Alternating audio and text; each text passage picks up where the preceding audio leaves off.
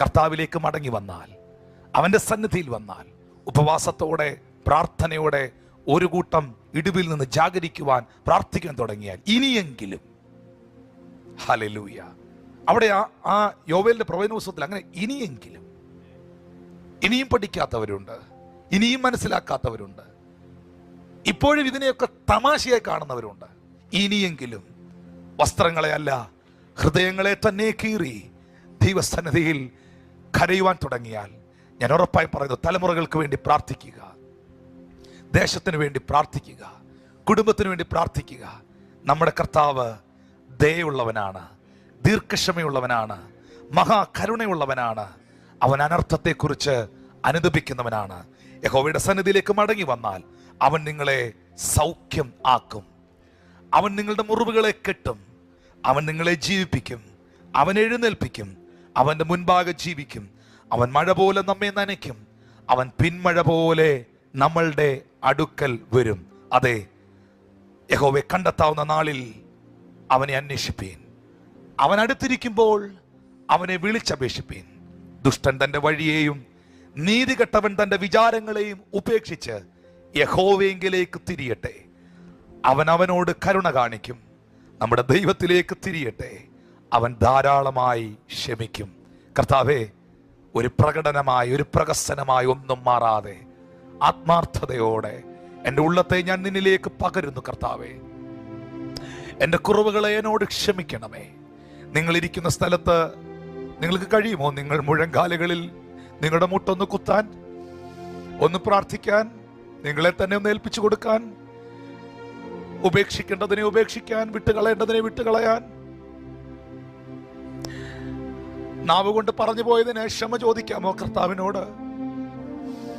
പ്രാർത്ഥിക്കേണ്ട ശുശ്രൂഷകരെ, നിങ്ങൾ വിമർശിക്കുന്നവരായി തീർന്നുവോ? ദൈവസന്നിധിയിൽ ഇടിവിൽ നിൽക്കുന്ന പുരോഹിതന്മാരെ, ശുശ്രൂഷകരെ, കർത്താവിന്റെ ദാസന്മാരെ, നിങ്ങൾ ഇതിനെ നിസ്സാരമായി കാണുന്നുവോ?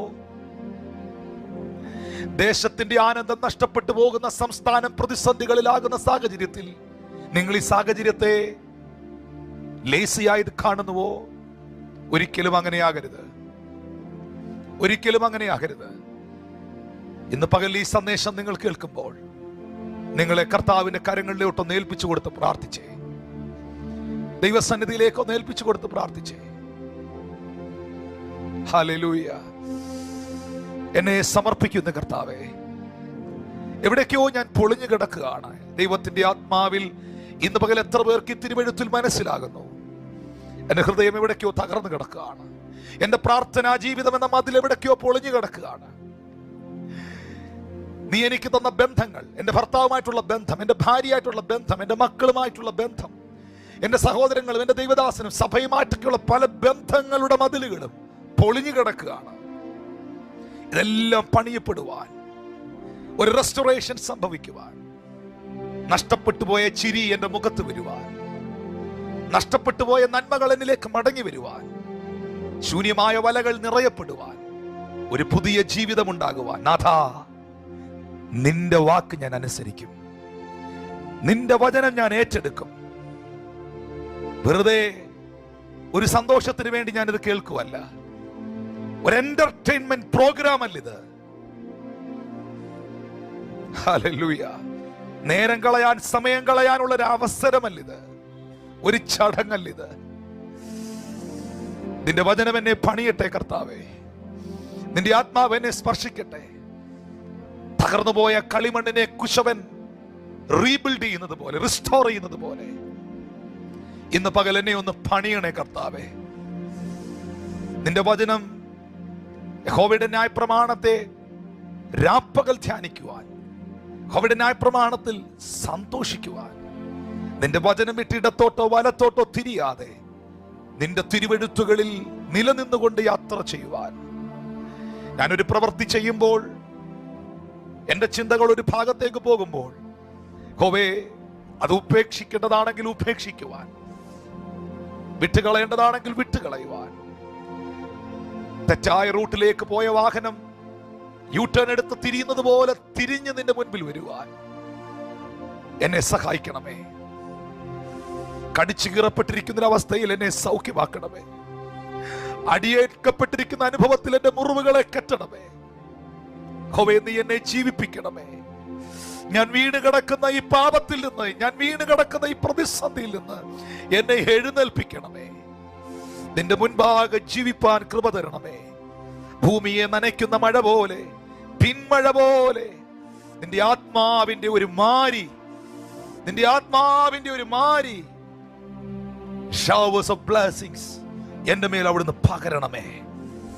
Thank you Lord Jesus. വരുവിൻ, നാം യഹോവയുടെ അടുക്കലേക്ക് മടങ്ങി വരിക.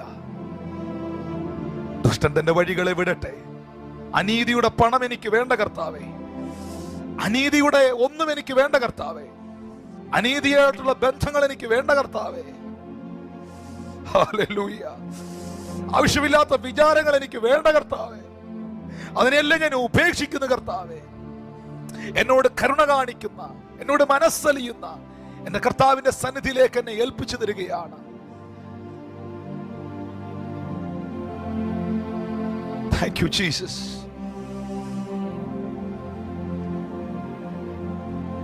രക്ഷിതാവിനെ കാൺക പാപി, രക്ഷിതാവിനെ കാൺക പാപി, നിന്റെ പേർക്കല്ലയോ ക്രൂശന്മേൽ തൂങ്ങുന്നു, നിന്റെ പേർക്കല്ലയോ ക്രൂശന്മേൽ തൂങ്ങുന്നു. അവസ്ഥകൾ മാറും, സാഹചര്യങ്ങൾ മാറും, ദേശം സന്തോഷിക്കും, വരണ്ട നിലങ്ങളിൽ നീരൊഴുക്കുകൾ പകരപ്പെടും. ഉല്ലാസത്തിന്റെയും ജയത്തിന്റെയും ഘോഷം നിങ്ങളിലേക്ക് വരും. പക്ഷേ ഇന്ന് പകലിൽ സകലത്തെ പുനഃസ്ഥാപിക്കുന്ന ദൈവത്തിന്റെ കരങ്ങളിൽ, എന്നെ റെസ്റ്റോർ ചെയ്യുന്ന കർത്താവിന്റെ കരങ്ങളിൽ, കർത്താവെ, ആരൊക്കെയോ പ്രാർത്ഥിക്കുന്നുണ്ട് എന്റെ കുഞ്ഞുങ്ങളെ, അവരുടെ ലൈഫിനെ പുനഃസ്ഥാപിക്കപ്പെടണം. അവരുടെ കുടുംബ ജീവിതത്തിൽ തകർച്ച അനുഭവിക്കുന്നു, സാമ്പത്തിക മണ്ഡലത്തിൽ തകർച്ച അനുഭവിക്കുന്നു, സ്വസ്ഥതകൾ തകർന്നുകൊണ്ടിരിക്കുന്നു. ഇടിവിൽ നിന്ന് പ്രാർത്ഥിച്ചേ, വായികൾ തുറന്ന് പ്രാർത്ഥിച്ചേ. തള്ളുക നിന്റെ പാപമെല്ലാം, കള്ളമേതും നിനക്കേണ്ട നിന്നുള്ളിൽ നീ, കള്ളമേതും നിനക്കേണ്ട നിന്നുള്ളിൽ നീ. ഇന്ന് ഞങ്ങളെ കേൾപ്പിച്ച വചനത്തിനായി നന്ദി നാഥ.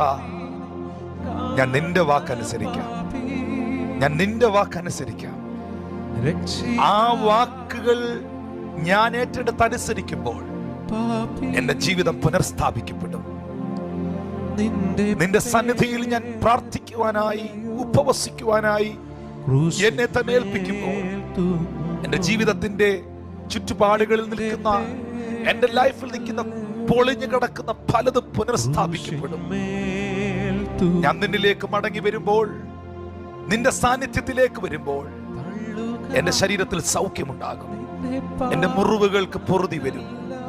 എന്നെ ഏൽപ്പിക്കുന്ന കർത്താവേ, അപ്പാ, സകല ബുദ്ധിയെ കവിയുന്ന അവിടുത്തെ സമാധാനം നിന്റെ കുഞ്ഞുങ്ങളുടെ മേൽ പകരണമേ. നിന്റെ ആത്മശക്തിയാൽ അവരെ നിറയ്ക്കണമേ. ഒരിക്കലും കർത്താവേ, നിന്റെ വചനം വെറുതെ കേട്ടുകളയുന്നവരാകാതെ അത് ഏറ്റെടുപ്പാനുള്ള കൃപ കൊടുക്കണമേ. സകലത്തിലും അവിടുത്തെ ആത്മാ പ്രവർത്തിക്കണമേ. നിന്റെ മക്കളെ അനുഗ്രഹിക്കണമേ. നീ ഞങ്ങളുടെ ദേശത്തോട് തീഷ്ണത കാണിക്കണമേ, കരുണ കാണിക്കണമേ. നിന്റെ ജനത്തെ ആദരിക്കണമേ. ഏതെങ്കിലും വിഷയങ്ങളിൽ ഞെരുങ്ങുന്നവർ, ഭാരപ്പെടുന്നവർ എന്നെ കേൾക്കുന്നെങ്കിൽ കർത്താവേ, ആ ആവശ്യത്തിന്റെ മേലിൽ ദൈവത്തിന്റെ കരം അവർക്ക് വേണ്ടി പ്രവർത്തിക്കണമേ. ഏതൊരു സാഹചര്യത്തിലും, ഏതൊരു അവസ്ഥയിലും, ഏതൊരു കേൾവിയുടെ മുൻപിലും നെഹമ്യാവിനെ പോലെ ഓടി വന്ന് പ്രാർത്ഥിക്കുവാൻ, ദൈവസന്നിധാനത്തിൽ ഇരിക്കുവാൻ പരിശുദ്ധാത്മാവ് അവർക്ക് പ്രേരണ കൊടുക്കണമേ. അവരെ അതിനായി നിയോഗിക്കണമേ. ഡിസ്കറേജ്ഡ് ആയി, ഡിപ്രസ്ഡ് ആയിരിക്കുന്ന ചില വ്യക്തികളിൽ യേശുവിൻ നാമത്തിൽ ഡെലിവറൻസുകൾ ഉണ്ടാകട്ടെ. Thank you Jesus. കർത്തൃദാസനെ ഇന്ന് വായിച്ച കുറിവാക്യം 55-ാം അധ്യായത്തിന്റെ ഏറ്റവും ഒടുവിലത്തെ വാക്യം ഒന്ന് വായിക്കാമോ? ഇതാരോടുള്ളൊരു സന്ദേശമായിട്ട് എനിക്ക് മനസ്സിലാക്കുവാൻ കഴിയുന്നു. അതിന്റെ ഒടുവിലത്തെ വാക്യത്തിൽ, 55-ാം അധ്യായത്തിന്റെ ഏറ്റവും ഒടുവിലത്തെ വാക്യത്തിൽ എഴുതിയിരിക്കുന്നു, മുള്ളിന് പകരം സരളവൃക്ഷം മുളയ്ക്കും. മുള്ളിന് പകരം സരളവൃക്ഷം മുളയ്ക്കും. പറക്കാരയ്ക്ക് പകരം കൊഴുന്ത് മുളയ്ക്കും. പറക്കാരയ്ക്ക് പകരം കൊഴുന്ത് മുളയ്ക്കും. അത് യഹോവയ്ക്ക് ഒരു കീർത്തിയായും ഛേദിക്കപ്പെടാത്ത ശാശ്വതമായ ഒരു അടയാളമായും ഇരിക്കും. ദുഷ്ടൻ തന്റെ വഴിയെയും നീതികെട്ടവൻ തന്റെ വിചാരങ്ങളെയും ഉപേക്ഷിച്ച് യഹോവയിലേക്ക് തിരിഞ്ഞാൽ, അവൻ കരുണ കാണിച്ചാൽ, അവിടെ എഴുതിയിരിക്കുന്നു, മുള്ളിന് പകരം സരളവൃക്ഷം മുളയ്ക്കും, പറക്കാരയ്ക്ക് പകരം കൊഴുന്ത് മുളയ്ക്കും. അതെ, നിന്റെ ലൈഫിനെ ദൈവം ഷിഫ്റ്റ് ചെയ്യും, റെസ്റ്റോർ ചെയ്യും, രൂപാന്തരപ്പെടുത്തും. ഹല്ലേലൂയ. ഈ വചനങ്ങളാൽ ദൈവം നിങ്ങളെ സമർത്ഥമായി ധാരാളമായി അനുഗ്രഹിക്കട്ടെ.